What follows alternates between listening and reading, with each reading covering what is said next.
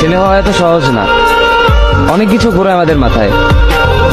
সব তো তোমার বইলা বোঝানো যাবে না, তারপরও কিছু বলি শোনো। আমরা ছেলেরা বউর সামনে মার সাথে ভালো করে কথা বললে মারা চলে থাকা সন্তান, আবার মার সামনে বউর সাথে ভালো করে কথা বললে বউর গোলাম।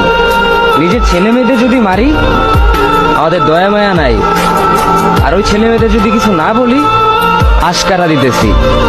নিজের বউরে দিয়া যদি জব করাই সেই ক্ষেত্রে আমি বউর কামাই খাই, আর যদি বউরে দিয়া জব না করাই আমি সন্দেহ করি। সারাদিন ঘরের বাইরে থাকলে আমরা ভাদাইম্মা, আর যদি ঘরের ভিতরে থাকি তাহলে বেকার, কাজ কাম নাই। আর এই তোমাদের মেয়েদের গায়ে যদি আমরা ভুলেও টাচ করি না আমরা নির্যাতক, আর যদি তোমরা মেয়েরা আমাদের গায়ে হাত তুলো আমরা কাপুরুষ। আর একটা ছেলে কি বা করে পুরো লাইফে নিজের জন্য?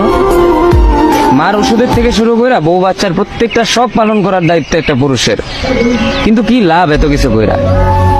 দিন শেষে একটা ভুল করলেই সবাই ভুলা যায় যে কে কি করছে তার জন্য।